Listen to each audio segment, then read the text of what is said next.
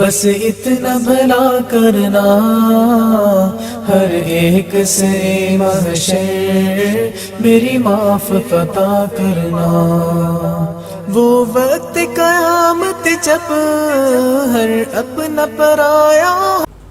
ناظرین گرامی السلام علیکم ورحمۃ اللہ وبرکاتہ۔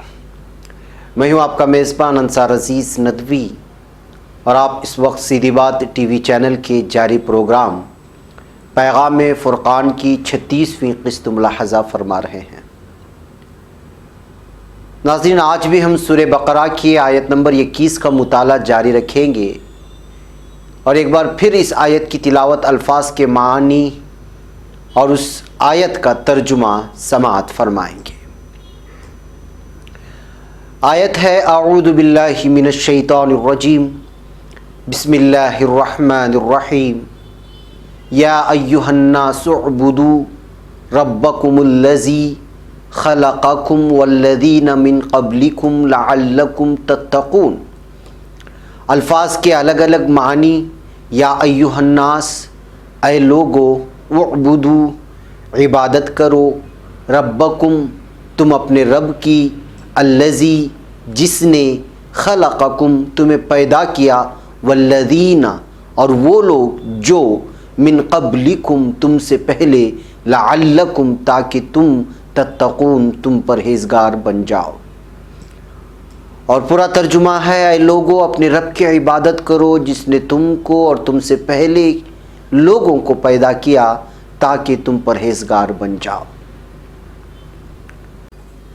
ناظرین، گزشتہ ہفتے ہم آپ سے عرض کر رہے تھے کہ یا ایہا الناس اعبدوا ربکم، یعنی اے لوگو، اپنے رب کی عبادت کرو کہہ کر کس طرح اللہ تعالیٰ یکساں طور پر ان تینوں طبقات، یعنی مؤمنوں، مشرکوں اور منافقوں کو، بلکہ ساری انسانیت کو دعوت دیتا ہے، اور کیسے عبادت کے اس کمانڈمنٹ کا جواز بھی کائنات میں اللہ تعالیٰ نے رکھ چھوڑا ہے۔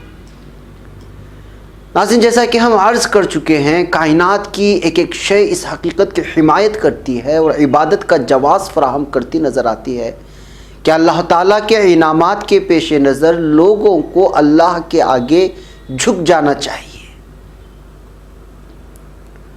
اب ہم مزید تفصیلات کے ساتھ آگے بڑھتے ہیں۔ اللہ کے حضور جھک جانا دراصل انسانوں کے لیے سعادت آگی عمل ہے، اور پھر دنیا کی ہر شے اسی کے محتاج ہونے کی وجہ سے بھی اپنی ضروریات کو پورا کرنے کے لیے اللہ کے آگے سر جھکانے کے علاوہ کوئی دوسرا چارہ کار بھی نہیں رہتا یا ہے۔ جیسے پانی کی مثال ہمارے سامنے ہے۔ پانی اللہ کی ایک ایسی نعمت ہے جس کے بغیر زمین پر ذی روح مخلوق زندہ نہیں رہ سکتی۔ پھر یہی پانی زمین میں سے طرح طرح کے پھل پھول پیدا کرنے کا باعث بنتا ہے، جس سے لوگوں کو بلکہ جانداروں کو جو سب سے بڑا فائدہ حاصل ہوتا ہے وہ یہ ہے کہ وہ اسی پانی کی بدولت زندہ رہ پاتے ہیں، جیسا کہ قرآن مجید میں جگہ جگہ اس کا بیان آیا ہے۔ ناظرین، ہم ایک آیت کا ذکر کرتے ہیں۔ یہ 40ویں سورت سورہ غافر کی 64ویں آیت ہے۔ اللہ تعالیٰ فرماتا ہے: اللہ الذی جعل لکم الارض قرارا والسماء بناء وصورکم فاحسن صورکم ورزقکم من الطیبات ذالکم اللہ ربکم فتبارک اللہ رب العالمین، جس کا ترجمہ یہ ہے کہ اللہ تعالیٰ نے تمہارے لیے زمین کو فرش اور آسمان کو چھت بنایا، اور تمہیں حسین صورتیں عطا فرمائیں، یعنی شکل، اور طرح طرح کی غذائیں پہنچائیں۔ وہی اللہ ہے جو برکتوں والا اور تمام عالم کو پالنے والا ہے۔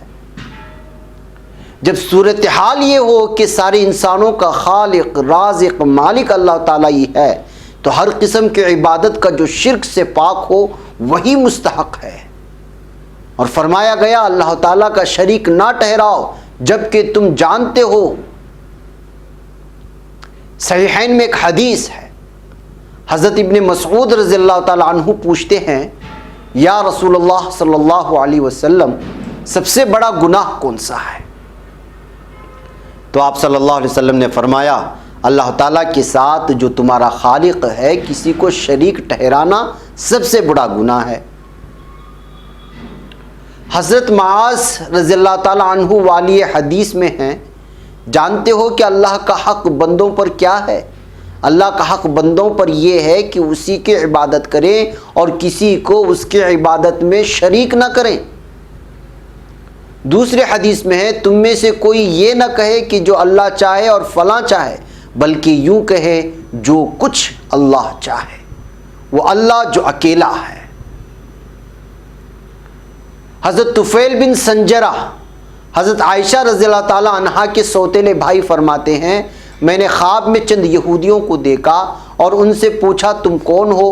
انہوں نے کہا تم اگرچہ اچھے لوگ ہو لیکن افسوس کہ تم کہتے ہو جو اللہ چاہے اور جو محمد صلی اللہ علیہ وسلم چاہیں۔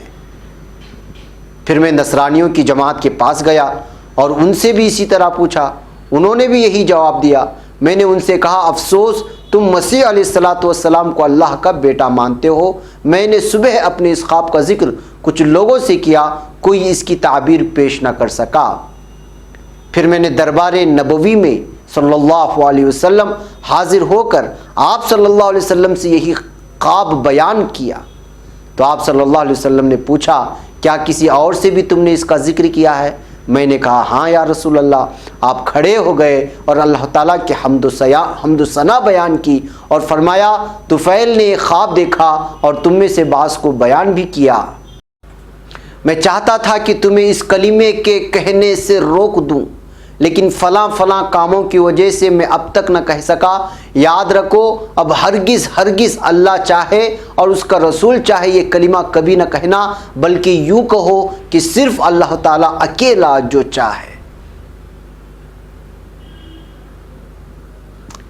اسی طرح ایک بار ایک شخص نے رسول اکرم صلی اللہ علیہ وسلم سے کہا تھا جو اللہ تعالیٰ چاہے اور آپ صلی اللہ علیہ وسلم چاہیں۔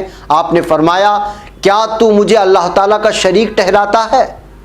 کبھی ایسا نہ کہنا بلکہ یوں کہا کر جو اللہ تعالیٰ اکیلا چاہے۔ مطلب بالکل صاف واضح اور کھلا ہوا ہے کہ ایسے تمام کلمات توحید کے سراسر خلاف ہیں۔ یہ ساری احادیث توحید باری تعالیٰ کی اہمیت کے بارے میں بیان ہوئی ہیں۔ واللہ اعلم بالصواب۔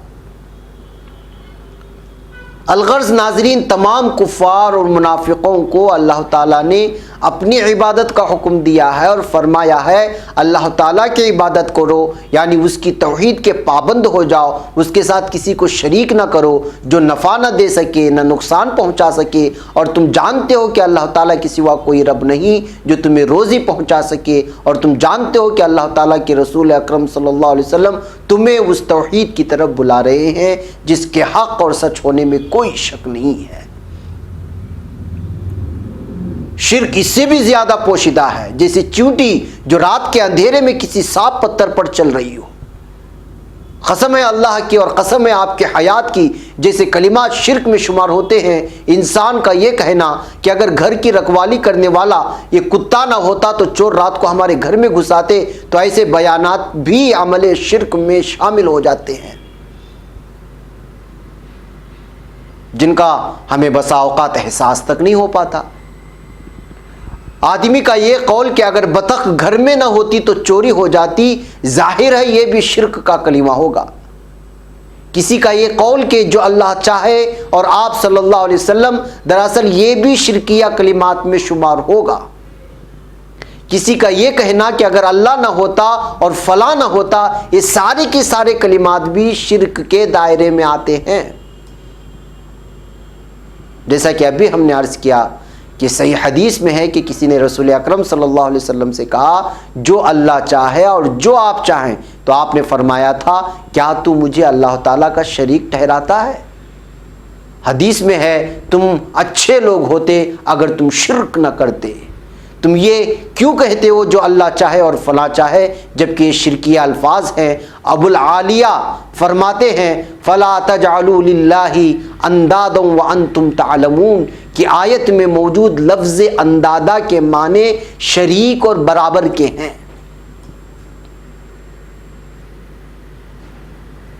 حضرت مجاہد فرماتے ہیں تم تورات و انجیل پڑھتے ہو اور جانتے ہو کہ اللہ تعالیٰ ایک اور لا شریک ہے، پھر بھی تم یہ جانتے ہوئے کیوں اللہ تعالیٰ کا شریک ٹھہراتے ہو؟